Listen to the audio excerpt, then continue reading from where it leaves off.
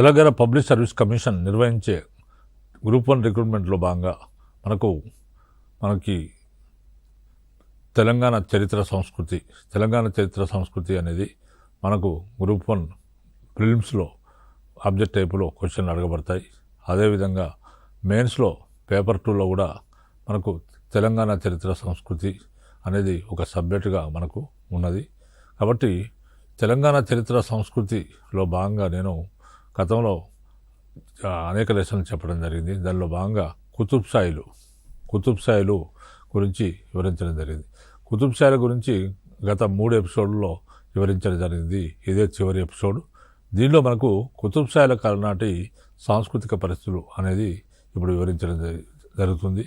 మనం గతంలో అంటే కుతుబ్ షాయిల కాలంలో ఎలాంటి ప్రశ్నలు వచ్చే అవకాశం ఉంది గ్రూప్ 1 మెయిన్స్లో అంటే మనకి కుతుబ్ షాయిల కాలంలో గ్రూప్ 1 మెయిన్స్లో కుతుబ్ షాయిల కాలం నాటి ఆర్థిక సాంఘిక పరిస్థితుల గురించి అడిగే అవకాశం ఉన్నది. కాబట్టి ఆర్థిక సాంఘిక పరిస్థితుల అనే 2 అంశాలు నేను గత ఫస్ట్ 2 ఎపిసోడ్లో వివరించడం జరిగింది. తర్వాత 3వ ఎపిసోడ్లో మనకు కుతుబ్ షాయిల కాలం నాటి సాంస్కృతిక పరిస్థితులను వివరించడం జరిగింది.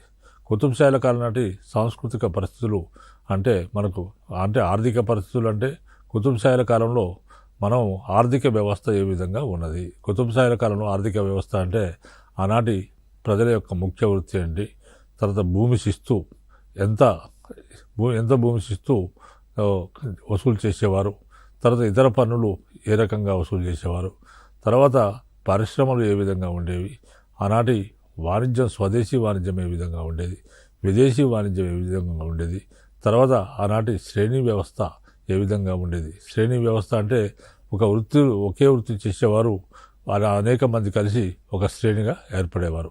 ఆ విధంగా శ్రేణి వ్యవస్థ కాలంలో ఏ విధంగా ఉందనే అంశాలను ఆర్థిక పరిస్థితులకు అంశం కిందకి వస్తాయి. సాంఘిక పరిస్థితులు అంటే ఆనాటి సమాజం ఏ విధంగా ఉంది, కుల పద్ధతి ఏ విధంగా ఉంది, వర్ణ వ్యవస్థ ఉంది, ఆనాటి కొత్త కులాలు ఏమైనా కొత్తగా పుట్టుకొచ్చాయా, లేకపోతే అలాంటి వర్ణ వ్యవస్థ కుల పద్ధతి, తర్వాత అదేవిధంగా సమాజంలోని ఎన్ని వర్ణాలు ఉండే వారి పరిస్థితి ఏంది, ఎవరి వృత్తి ఏంటి అనే అంశాలతో పాటు మనకి ఇక్కడ ఇంకా మనకు ఆనాటి స్త్రీలకు స్వాతంత్రం ఉండేనా లేదా, స్త్రీలకు స్వాతంత్రం ఉండేదా లేదా అనే అంశాలు కూడా దీని కిందకి మనకు వస్తాయి. కాబట్టి ఇవన్నీ కూడా మనకు తర్వాత ఆనాటి మత పరిస్థితులు అయితేనేమి, ఆనాటి సాంఘిక దురాచారాలు అయితేనేమి, తర్వాత ఇట్లా రకరకాల అంశాలు మనకు సాంఘిక పరిస్థితుల కిందకి వస్తాయి.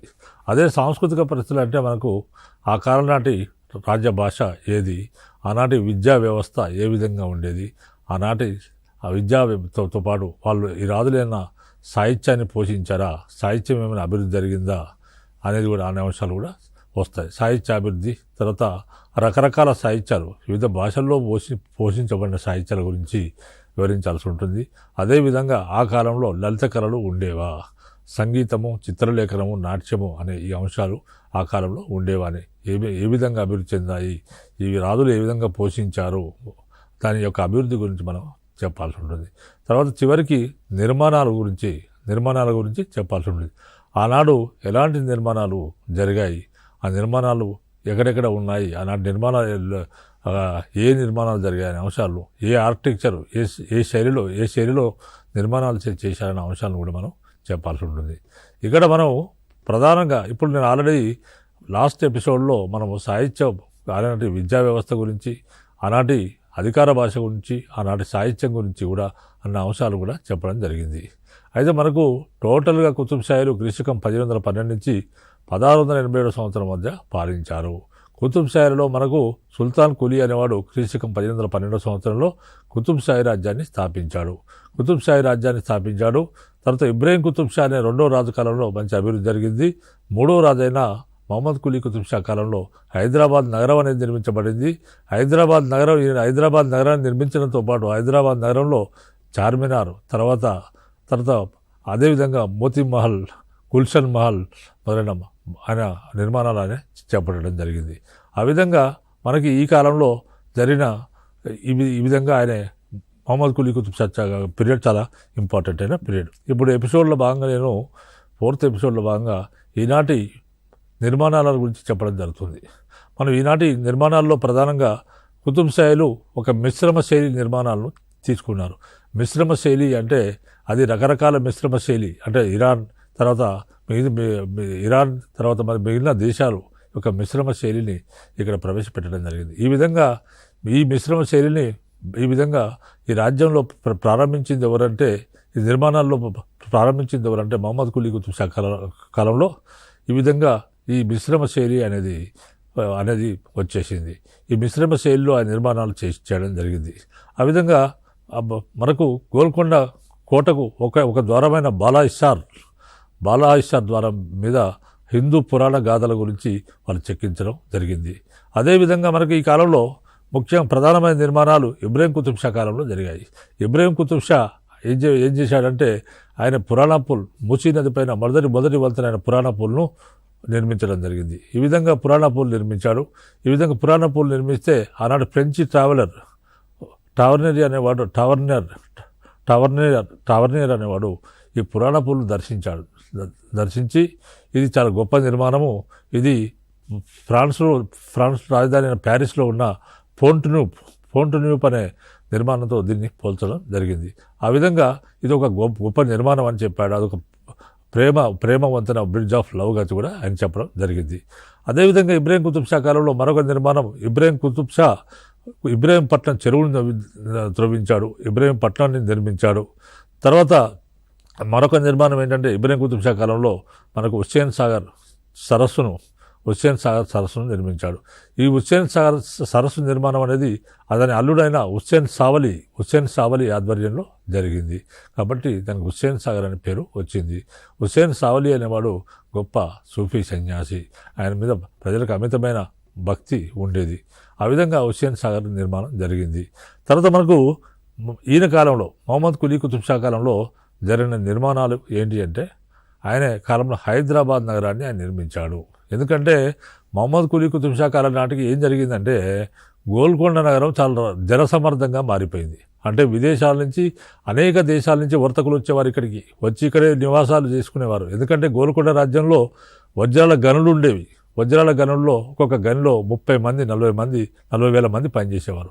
ఈ విధంగా అనేక వజ్రాలు గోల్కొండలో దొరికేవి. ఆ విధంగా మనకు ప్రముఖ వజ్రమైన కోహినూర్ కూడా కొల్లూరు గనుల్లో దొరికింది. ఆ విధంగా ఈ వజ్రాల కోసమైతే విదేశీయులు అనేక మంది ఇక్కడికి కొనుగోలు కోసం ఇక్కడికి వచ్చేవారు. అనేకమైన అది తీసుకొని అంటే రకరకాల వాణిజ్యం కోసం రకరకాలైన విదేశీయులు ఇక్కడికి ఈ వర్తకం కోసం వచ్చేవారు. ఈ విధంగా విదేశీయుల చేత బాగా నిండిపోయింది. అదేవిధంగా గోల్కొండ నగరం బాగా జనసమర్థం అయిపోయింది. కాబట్టి మనము గోల్కొండ నగరం సరిపోవట్లేదు మనం ఉండడానికి. కాబట్టి ఒక నూతన నగరాన్ని నిర్మించాలి అని మహమ్మద్ కులీ కుతుబ్ షా భావించి ఆయన దగ్గర పనిచేసే ఆయన ప్రధానమంత్రి అయిన మీర్ మొమిన్ అస్రాబాది అనే వాడిని పిలిపించి మనం ఒక గొప్ప నగరం నిర్మించాలి, ఈ నగరము స్వర్గానికి నకలుగా ఉండాలి అని చెప్పడం జరిగింది. ఆ విధంగా మీర్ మొమిన్ అస్రాబాది అనేవాడు ఒక ఆర్కిటెక్టు, ఒక ఇంజనీరు, ఒక సూఫీ తత్వవేత్త, ఒక టీచరు. ఆ విధంగా ఇరాన్ దేశం నుంచి మీర్ మొమిన్ అస్రాబాది అనేవాడు భారతదేశానికి వచ్చాడు.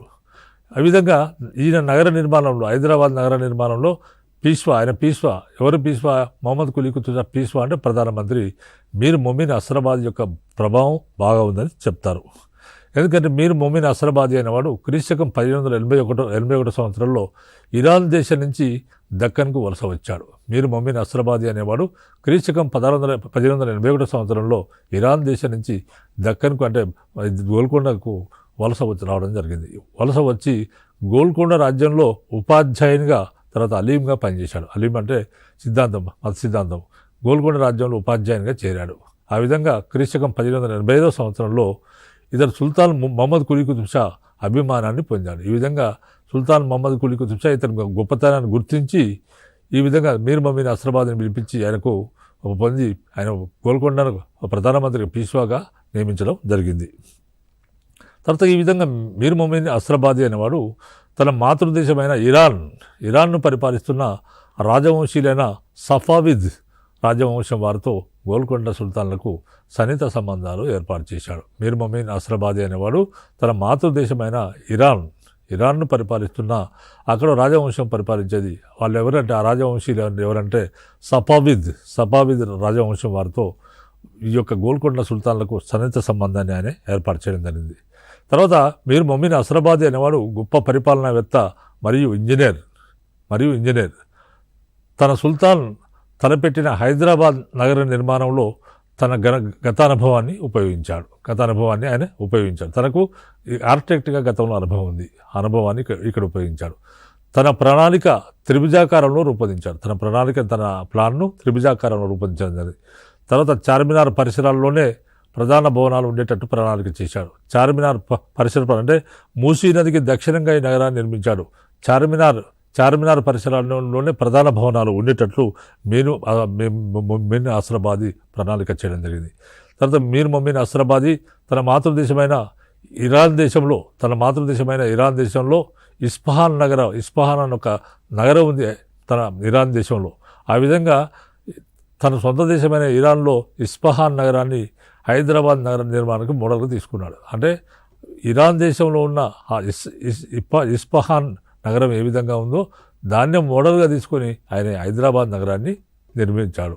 తర్వాత ఇరాన్ దేశంలోని సఫాయిద్ నగరంలోని మైదాన్ ఈ నక్షజహాన్ ఇరాన్ దేశంలో సఫాయిద్ అనే నగరం ఉంది.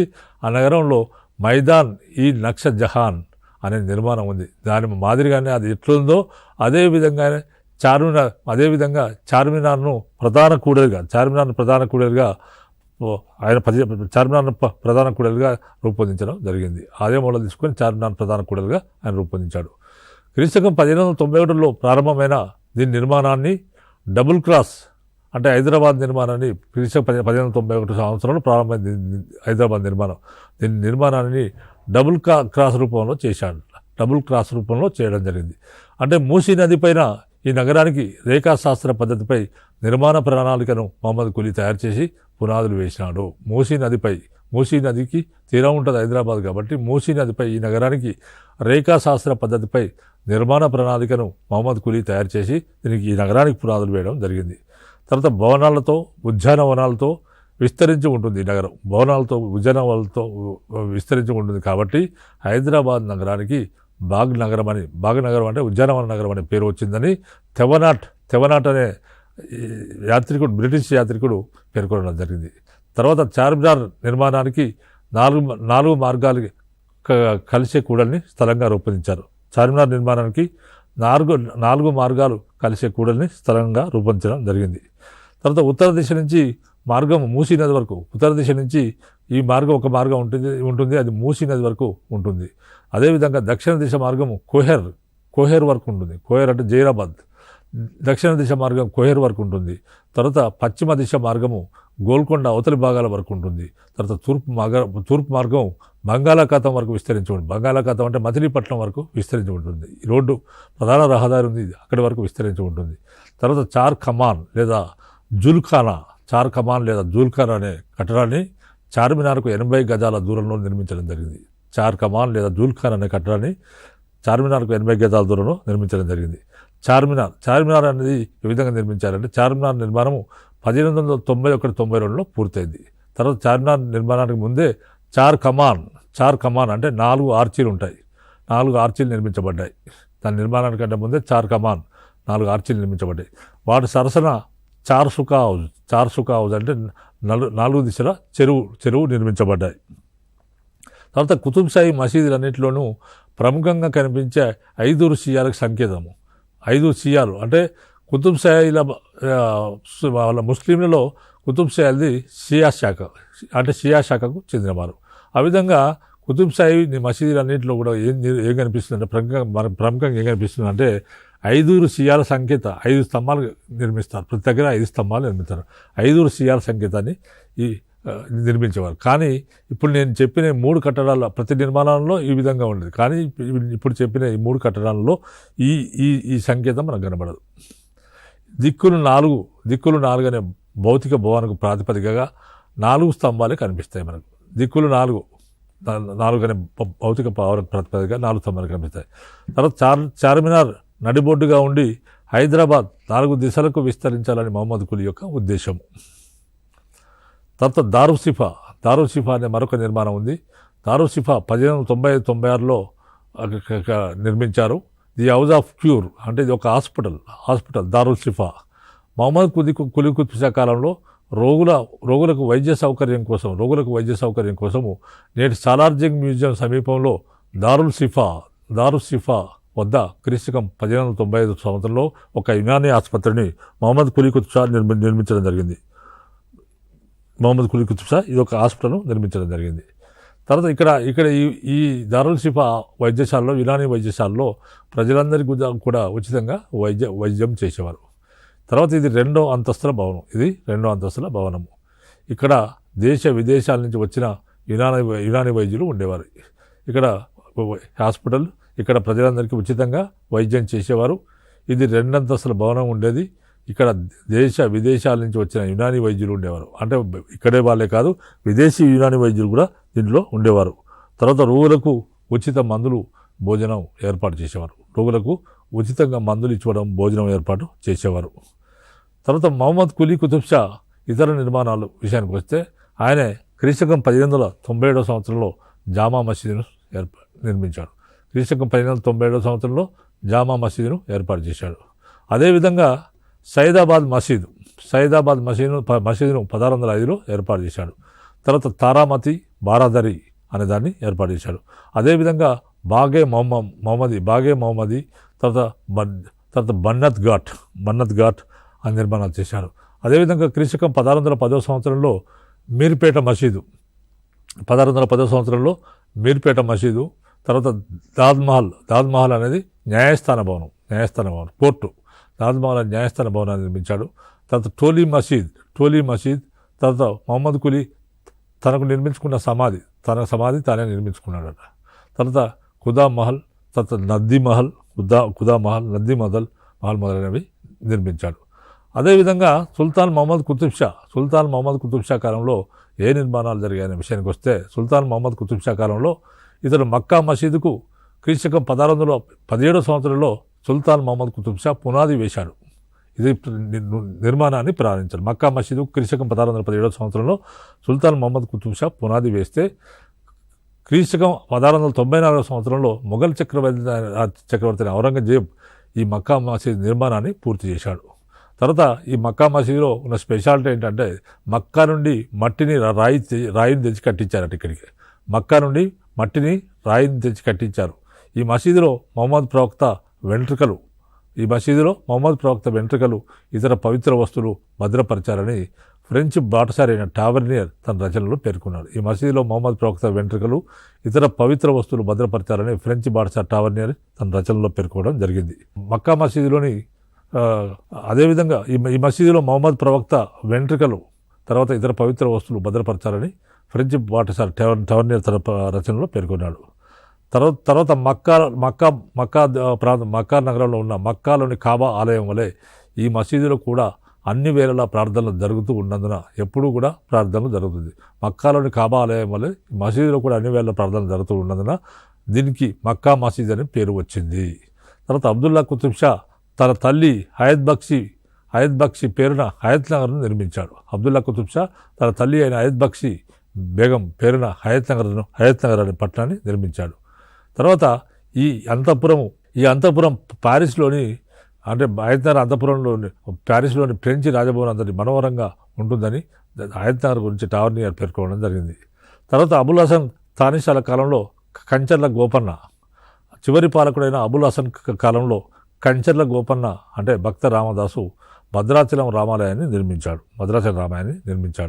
తర్వాత కుతుబ్ షాహీ సమాధులు ఎక్కడున్నాయి? గోల్కొండ కోటకు 1 కిలోమీటర్ దూరంలో బంజారా దర్వాజా వద్ద కుతుబ్ షాహీ పాలకులకు చెందిన 7 సమాధులు నిర్మించబడ్డాయి. తర్వాత వీటిలో సుల్తాన్ కులీ సమాధి అనేది 30.5 చదరపు మీటర్ల విస్తీర్ణంలో ఉంటుంది. సుల్తాన్ కులీ కుతుబ్ షా దీని సమాధి ఎంత విస్తీర్ణం అంటే 30.5 కిలోమీటర్ల విస్తీర్ణ చతురస్రాకార ప్లాట్ఫామ్పై నిర్మించబడింది. తర్వాత ఇబ్రాహిం కుతుబ్ షా సమాధి 2 అంతస్తుల భవనం. ఇది చతురస్రాకారంలో నిర్మించబడింది. దీనిలో 5 ఆర్చులు ఉన్నాయి ఈ సమాధిలో. తర్వాత మహమ్మద్ కులీ కుతుబ్ షా సమాధి 42.5 మీటర్ల ఎత్తు ఉంటుంది. 42.5 మీటర్ల ఎత్తు ఉంటుంది. 18.2 మీటర్ల డోమ్తో కట్టబడింది. ఈ ఆవరణలో మొహమ్మద్ కుతుబ్ షా, అబ్దుల్లా కుతుబ్ షా సమాధులు కూడా ఉన్నాయి. తర్వాత ఫ్రెంచి బాటసారి అయిన టావర్నియర్ అనేవాడు ఇక్కడ ప్రతిరోజు సాయంత్రం జరిగే అన్నదానం గురించి తెలిపాడు. ఫ్రెంచి టావర్నియర్ ఫ్రెంచి బాటసారి టావర్నియర్ ఏం చెప్పాడంటే ఇక్కడ ప్రతిరోజు సాయంత్రం అన్నదానం జరుగుతుందని చెప్పడం జరిగింది. తర్వాత అహయత్ నగర్ మసీదు క్రీస్తకం 1626 సంవత్సరంలో అహయత్ నగర్ మసీదు నిర్మించడం. మొహమ్మద్ కులీ కుతుబ్ షా ఏకైక కూతురైన హయత్ బక్షి బేగం, మొహమ్మద్ కులీ కుతుబ్ షా ఏకైక కూతురైన హయత్ బక్షి బేగం ఈమె సైఫాబాద్ ప్రాంతంలో ప్రజల అవసరాలకై క్రీస్తకం 1625 సంవత్సరంలో ఒక చెరువును నిర్మించింది. దీన్నే ఆ రోజుల్లో మాసప్ ట్యాంక్ అని అనేవారు. తర్వాత ఈమె హయత్ బక్షి బేగం హైదరాబాద్లోని ఖైరతాబాద్ మసీదును ఆమె గురువు అకుంద్ ముల్లా అబ్దుల్లా మాలిక్ జ్ఞాపకార్థం ఈమె నిర్మించింది ఒక మసీదును. తర్వాత హయత్ బక్షి బేగం హైదరాబాద్కు తూర్పు దిశలో 16 మైళ్ళ దూరంలో ఒక నగరాన్ని కట్టించింది. దీన్నే హయత్ నగర్ అనేవారు, ఇప్పటికీ అంటున్నారు. అదేవిధంగా ఇక్కడ ఒక రాజమహల్ మసీదు నిర్మించింది. ఈమె బాటసారులు వర్తకుల సౌకర్యార్థం కొరకు కార్వాన్ ప్రాంతంలో ఒక సరాయిని అంటే ఒక సత్రాన్ని కూడా ఒక సరాయిని నిర్మించి అక్కడ నీటి వసతిని ఏర్పాటు చేయించింది. తర్వాత ఈ కుతుబ్ షాయిల కాలం నాటి చిత్రలేఖనంలో కుతుబ్ షాయిలు హిందూ పారసీక పద్ధతుల సమ్మేళనంతో పాటు పాశ్చాత్య సాంప్రదాయ ప్రభావం ఉండేది. కుతుబ్ షాయిల కాలం నాటి చిత్రలేఖనంలో హిందూ పారసీక పద్ధతుల సమ్మేళనంతో పాటు పాశ్చాత్య సాంప్రదాయ ప్రభావం కూడా ఉండేది. తర్వాత కుతుబ్ షాయిల కాలం నాటి చిత్రకళను ఏమంటారంటే దక్కనీ వర్ణ చిత్రకళ అంటారు. అని అంటారు ఈ కాలం నాటి. తర్వాత దక్కనీ వర్ణ చిత్రశైలికి పితామహుడు ఎవరంటే మీర్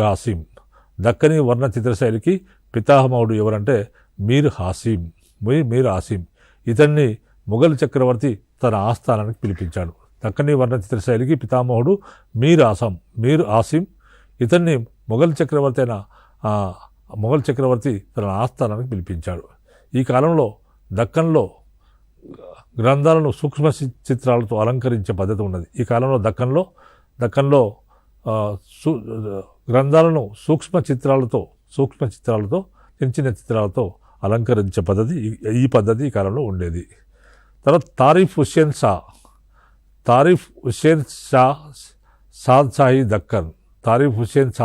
దక్కన్ అనే గ్రంథంలో 14 మినియేచర్ చిత్రాలు ఉన్నాయి. తారీఖ్ హుస్సేన్ సాద్ షాహీ దక్కన్ అనే గ్రంథంలో 14 మినియేచర్ చిత్రాలు ఉన్నాయి. అంటే చిత్రకళలో 14 రకాల చిత్రాలు ఉన్నాయి. ఇది దక్షిణ భారతదేశంలోని మొదటి సూక్ష్మ వర్ణ చిత్రాలు. ఇవి దక్షిణ భారతదేశంలోనే మొట్టమొదటి సూక్ష్మ వర్ణ చిత్రాలు ఇవి. తర్వాత ఈ గ్రంథంలో ఏముందంటే రాక్షసి తంగడి యుద్ధ చిత్రాలు, సుల్తాన్ దర్బార్ జీవితము. అంటే రాక్షసి తంగడి యుద్ధం అనేది విజయనగర పాలకులకు తర్వాత ముస్లిం పాలకులకు మధ్య జరిగింది. ఈ విధంగా రాక్షసి తంగడి యుద్ధ చిత్రాలు, తర్వాత సుల్తాన్ యొక్క దర్బార్ జీవితం, తర్వాత గ్రామీణ సౌందర్య చిత్రాలను కూడా ఇందులో చిత్రీకరించడం జరిగింది. ఈ శైలి అబ్దుల్లా తానిషాల కాలాల్లో పరిపూర్ణత సాధించింది. ఇలాంటి శైలి అబ్దుల్లా తానిషా కాలంలో పరిపూర్ణత సాధించింది. కుతుబ్ షాయిల కాలం నాటి ఊరేగింపులో అక్కన్న మాదన్న చిత్రాలు కనబడతాయి. అక్కన్న మాదన్న అనేవాళ్ళు వరంగల్ చెందినవారు. వీరిద్దరు కూడా సోదరులు. అబుల్ హసన్ తానిషా ఆస్థానంలో వీరు ఉన్నత ఉద్యోగాల్లో ఉండేవారు. ఈ విధంగా కుతుబ్ షాయిల కాలం నాటి ఊరేగింపులో అక్కన్న మాదన్న చిత్రాలు కనిపిస్తాయి. ఈ రెండు చిత్రాలు కూడా అజంతా చిత్రాలను పోలి ఉండేవి. తర్వాత అబుల్ హసన్ కాలం నాటి అర్ధముఖాకృతిలో చిత్రించిన